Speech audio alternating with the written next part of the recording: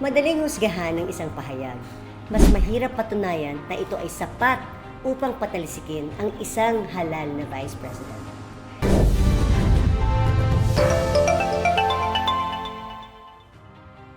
After watching the day 2 of the impeachment trial, one question stayed with me.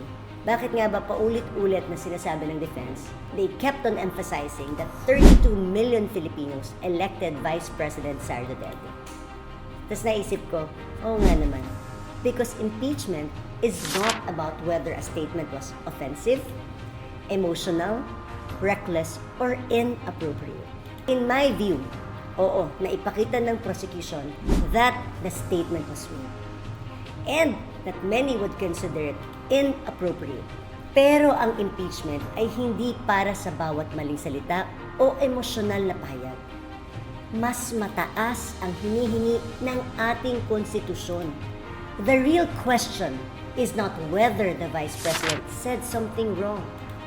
Ang tunay na tanong ay ito, napatunayan ba ng prosecution na ang pahayag na ito ay umabot sa antas ng isang constitutional betrayal of public trust? Nasapat ba para baliwalain ang mandato ng 32 million Filipinos? That is why the defense kept reminding the Senate of the 32 million votes.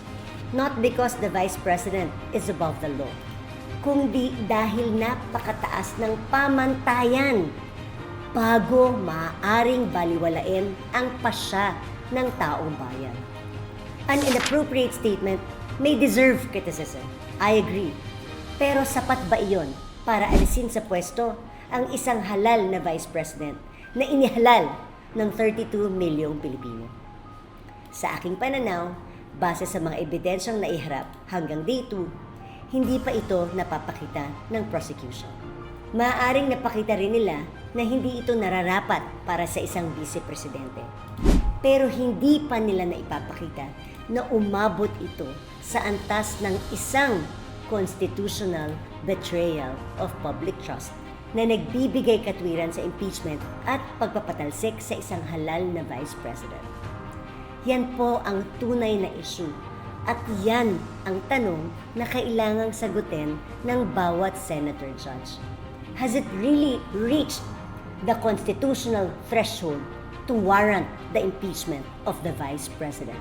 Yun po ang dapat tignan nating mga Pilipino at ng mga senator judges. Maraming salamat.